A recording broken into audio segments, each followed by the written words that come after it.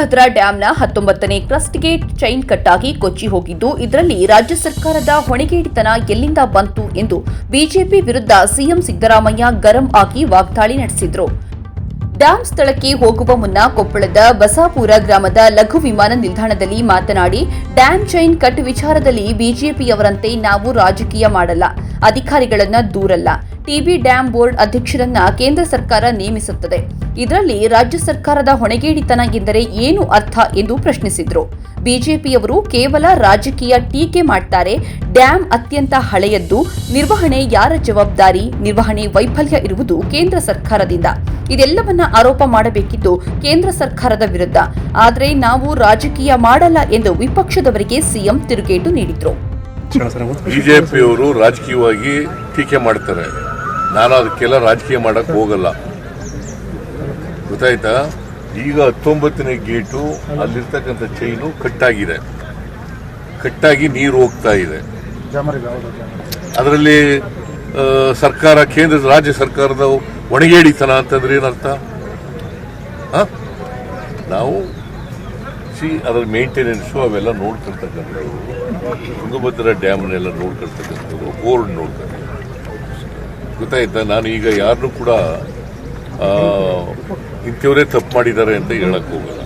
Chairman ತಪ್ಪು ಮಾಡಿದ್ದಾರೆ, ಅಥವಾ ಇನ್ಯಾರೋ ಆಂಧ್ರದವ್ರು ತಪ್ಪು ಮಾಡಿದ್ದಾರೆ, ತೆಲಂಗಾಣದವ್ರು ತಪ್ಪು ಮಾಡಿದ್ದಾರೆ, ಕರ್ನಾಟಕದವ್ರು ತಪ್ಪು ಮಾಡಿದ್ದಾರೆ ಅಂತ ಹೇಳಕ್ ಹೋಗಲ್ಲ.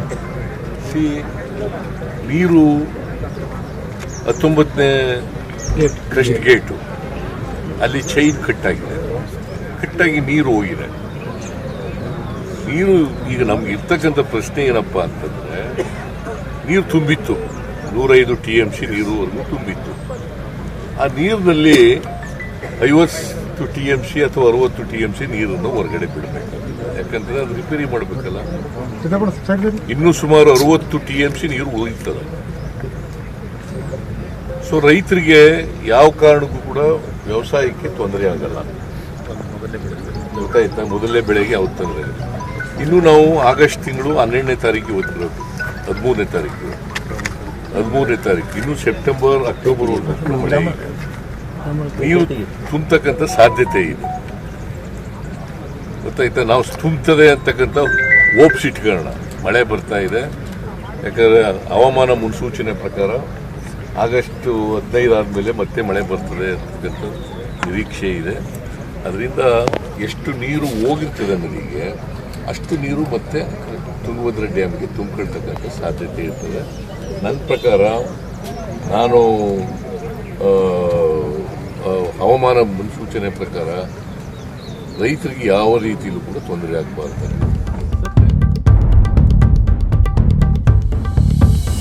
ಹಾಸನಾಂಬ ಜಾತ್ರಾ ಮಹೋತ್ಸವ ಹಿನ್ನೆಲೆಯಲ್ಲಿ ಹಾಸನ ಜಿಲ್ಲಾಧಿಕಾರಿ ಕಚೇರಿ ಪೂರ್ವಭಾವಿ ಸಭೆ ನಡೆಯಿತು.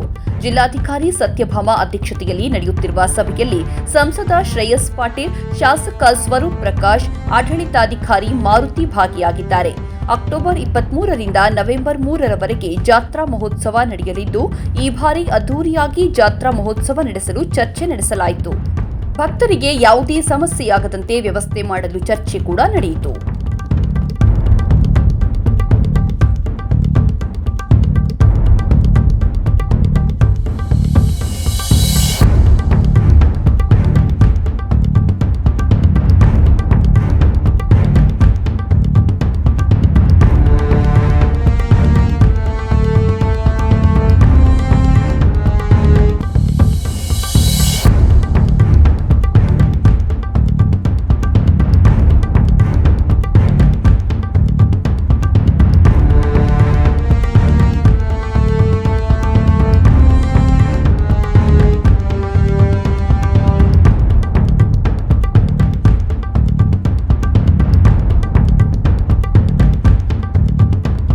ಸ್ವಾತಂತ್ರ್ಯ ಹೋರಾಟದ ಕುರಿತು ಜನಜಾಗೃತಿಗಾಗಿ ಪ್ರತಿಯೊಂದು ಮನೆಯ ಮೇಲೆ ಭಾರತದ ತ್ರಿವರ್ಣ ಧ್ವಜ ಹಾರಿಸುವ ಹರ್ ಘರ್ ತಿರಂಗ ಕಾರ್ಯಕ್ರಮಕ್ಕೆ ಚಾಲನೆ ಕೊಡಲಾಗಿದೆ ಎಂದು ಬಿಜೆಪಿ ರಾಜ್ಯಾಧ್ಯಕ್ಷ ಮತ್ತು ಶಾಸಕ ಬಿವೈ ವಿಜಯೇಂದ್ರ ಅವರು ತಿಳಿಸಿದರು. ಬೆಂಗಳೂರಿನ ಶಿವಾಜಿನಗರದ ವಸಂತನಗರ ವಾರ್ಡಿನ ಬೂತ್ ನಂಬರ್ 44ರಲ್ಲಿ ಇಂದು ಬೆಳಗ್ಗೆ ಹರ್ ಘರ್ ತಿರಂಗ ಅಭಿಯಾನಕ್ಕೆ ಚಾಲನೆ ನೀಡಿದ ಬಳಿಕ ಮಾಧ್ಯಮ ಪ್ರತಿನಿಧಿಗಳ ಜೊತೆ ಮಾತನಾಡಿದ ಅವರು, ಸ್ವಾತಂತ್ರ್ಯ ದಿನಾಚರಣೆಯ ಶುಭ ಸಂದರ್ಭದಲ್ಲಿ ನಮ್ಮ ರಾಷ್ಟ್ರೀಯ ಅಧ್ಯಕ್ಷ ಜೆಪಿ ನಡ್ಡಾ ಅವರು ಸ್ವಾತಂತ್ರ್ಯ ದಿನವನ್ನು ಅರ್ಥಪೂರ್ಣವಾಗಿ ಆಚರಿಸಬೇಕು. ಯುವ ಪೀಳಿಗೆಗೆ ಸ್ವಾತಂತ್ರ್ಯ ಸಂಗ್ರಾಮದ ದಿನಗಳನ್ನು ನೆನಪಿಸಿಕೊಡಬೇಕು. ತ್ಯಾಗ ಬಲಿದಾನದ ಚರ್ಚೆ ಆಗಬೇಕು ಎಂದು ತಿಳಿಸಿದ್ದಾರೆ. ಅದಕ್ಕಾಗಿ ಯುವ ಜನತೆಯಲ್ಲೂ ದೇಶಭಕ್ತಿ ಜಾಗೃತಿಗಾಗಿ ಅನೇಕ ಕಾರ್ಯಕ್ರಮಗಳನ್ನು ಹಮ್ಮಿಕೊಂಡಿದ್ದೇವೆ ಎಂದು ವಿವರಿಸಿದರು.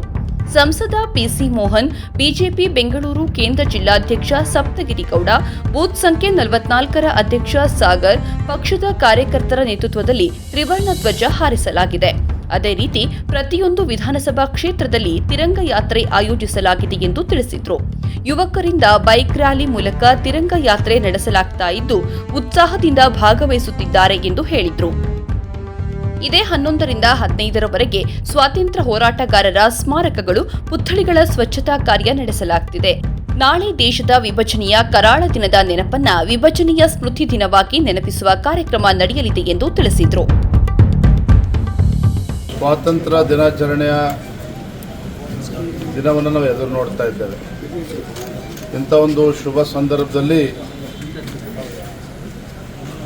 ನಮ್ಮ ರಾಷ್ಟ್ರೀಯ ಅಧ್ಯಕ್ಷ ಆಗಿರ್ತಕ್ಕಂಥ ನಡ್ಡಾಜಿಯವರು ಸ್ವಾತಂತ್ರ್ಯ ದಿನಾಚರಣೆಯನ್ನು ಅರ್ಥಪೂರ್ಣವಾಗಿ ನಾವು ಆಚರಣೆ ಮಾಡಬೇಕು. ಯುವ ಪೀಳಿಗೆಗೆ ಸ್ವಾತಂತ್ರ್ಯ ಸಂಗ್ರಾಮದ ದಿನಗಳನ್ನು ನೆನಪು ಮಾಡಿಕೊಡ್ಬೇಕು. ತ್ಯಾಗ ಬಲಿದಾನದ ಬಗ್ಗೆ ಚರ್ಚೆ ಆಗಬೇಕು. ಯುವ ಜನತೆಯಲ್ಲೂ ಕೂಡ ದೇಶಭಕ್ತಿ ಇರಬೇಕು. ಆ ನಿಟ್ಟಿನಲ್ಲಿ ನಾವು ಅನೇಕ ಕಾರ್ಯಕ್ರಮಗಳನ್ನು ಹಮ್ಮಿಕೊಂಡಿದ್ದೇವೆ. ಇದರ ಅಂಗವಾಗಿ ಹರ್ ಘರ್ ತಿರಂಗ, ಪ್ರತಿಯೊಂದು ಮನೆಯ ಮೇಲೆ ಭಾರತದ ತ್ರಿವರ್ಣ ಧ್ವಜವನ್ನು ಹಾರಿಸುವ ಮುಖೇನ ಈ ಒಂದು ಹರ್ ಘರ್ ತಿರಂಗ ಯಾತ್ರೆಯನ್ನು ಚಾಲನೆ ನೀಡಿದ್ದೇವೆ. ನಮ್ಮ ಈ ಬೂತ್ನ ಬೂತ್ ನಂಬರ್ 44 ಅಧ್ಯಕ್ಷ ಆಗಿರ್ತಕ್ಕಂಥ ಸಾಗರ್ ಮತ್ತು ನಮ್ಮ ಸಂಸದರಾಗಿರ್ತಕ್ಕಂಥ ಸನ್ಮಾನ್ಯ ಶ್ರೀ ಪಿಸಿ ಮೋಹನ್ ಜಿಯವರು, ಬೆಂಗಳೂರು ಕೇಂದ್ರದ ಅಧ್ಯಕ್ಷ ಆಗಿರ್ತಕ್ಕಂಥ ಸಪ್ತಗಿರಿ ಗೌಡರು, ಎಲ್ಲ ನಮ್ಮ ಪಕ್ಷದ ಕಾರ್ಯಕರ್ತರ ನೇತೃತ್ವದಲ್ಲಿ ಇವತ್ತು ಈ ತ್ರಿವರ್ಣ ಧ್ವಜವನ್ನು ನಾವು ಹಾರಿಸಿದ್ದೇವೆ. ಅದೇ ರೀತಿ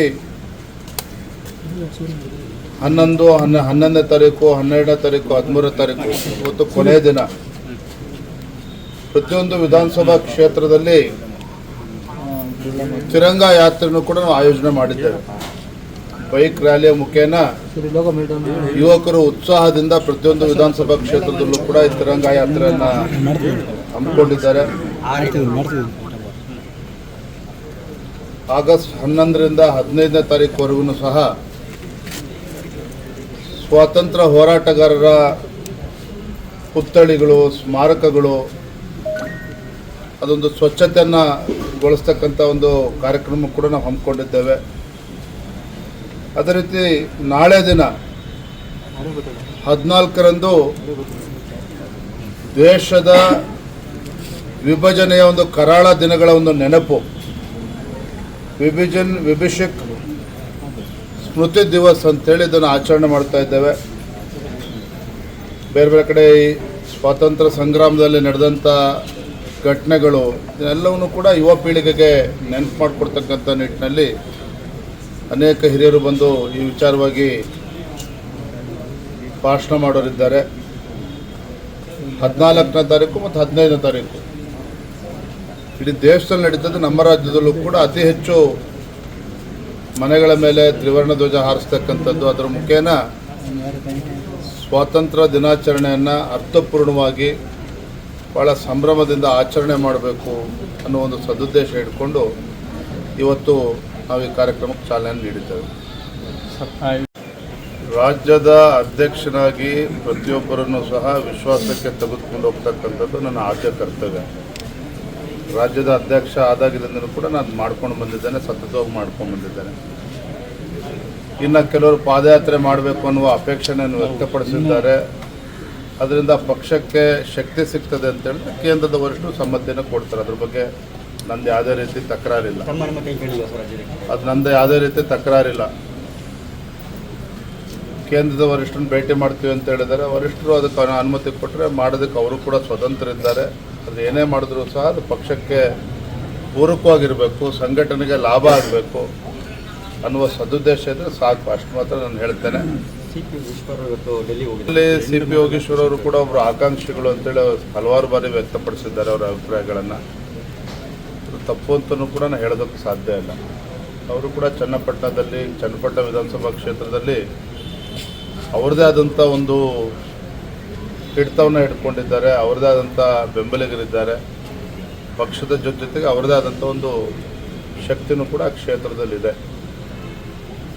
ಆದರೆ BJP JDS ಎರಡೂ ಪಕ್ಷಗಳು ಒಟ್ಟಿಗೆ ಹೋಗ್ತಕ್ಕಂಥ ಸಂದರ್ಭದಲ್ಲಿ ಅಲ್ಲಿ JDS ಪಕ್ಷ ಮಾನ್ಯ ಕುಮಾರಸ್ವಾಮಿ ಅವರು ಶಾಸಕರಾಗಿ ಅಲ್ಲಿ ಆಯ್ಕೆ ಆದಂಥ ಸಂದರ್ಭದಲ್ಲಿ ಅಲ್ಲಿ ಯಾರು ಅಭ್ಯರ್ಥಿ ಆಗಬೇಕು, BJP ಮತ್ತು JDS ಎರಡೂ ಪಕ್ಷದ ವರಿಷ್ಠರು ಕೂತು ಚರ್ಚೆ ಮಾಡಿ ಅಂತಿಮ ತೀರ್ಮಾನ ಇಷ್ಟು ಮಾತ್ರ ಹೇಳ್ತೇನೆ. HD ಕುಮಾರಸ್ವಾಮಿ ಅವರು ಗೆದ್ದಂಥ ಕ್ಷೇತ್ರ ಅದು, JDS ಪಕ್ಷ ಗೆದ್ದಂಥ ಕ್ಷೇತ್ರ.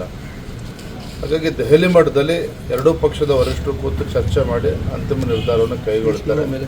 ಅಲ್ಲಿವರೆಗೂ ಎಲ್ಲರೂ ಕೂಡ ಸಮಾಧಾನದಲ್ಲಿರಬೇಕು ಅಂತಕ್ಕಂಥ ಶಿಫಾರಸ್ ಮಾಡಿದ್ರೆ ಅಶ್ವತ್ಥನಾರಾಯಣ ಪ್ರಶ್ನೆ ಅಲ್ಲ, ಕೇಂದ್ರದ ವರಿಷ್ಠರು ಕೂತು ಚರ್ಚೆ ಮಾಡಿ ತೀರ್ಮಾನ ಮಾಡ್ತಾರೆ. ನಾನು ಹಿಂದೂ ಕೂಡ ರಾಷ್ಟ್ರೀಯ ಅಧ್ಯಕ್ಷರಲ್ಲಿ ಕಳೆದ 15-20 ದಿನದಿಂದ ನಾನು ಹೋದ ಚರ್ಚೆನೂ ಕೂಡ ಮಾಡಿದ್ದೆ.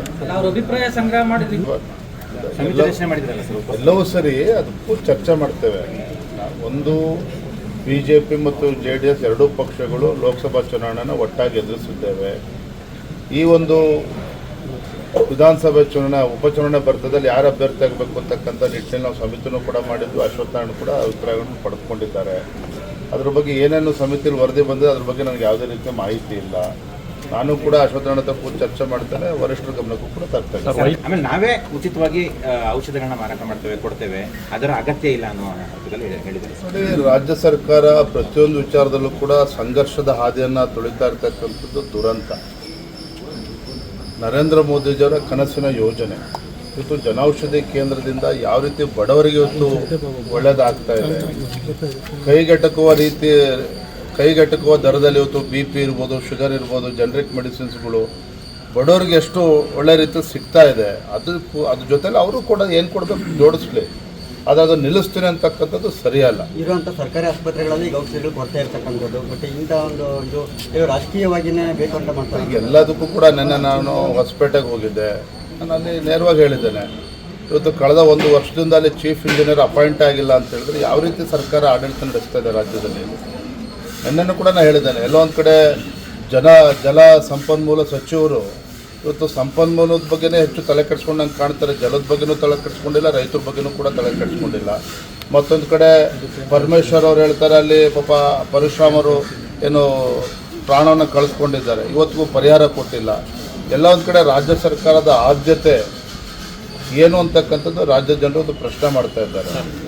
ಮತ್ತೊಂದು ಕಡೆ ಜನೌಷಧಿ ಕೇಂದ್ರದ ಬಗ್ಗೆ ಈ ರೀತಿ ಹೇಳಿಕೆ ಕೊಡ್ತಕ್ಕಂಥದ್ದು ಖಂಡಿತ ಸರಿಯಲ್ಲ, ಅದು ಸರಿಯಾದ ಕ್ರಮನೂ ಕೂಡ ಅಲ್ಲ.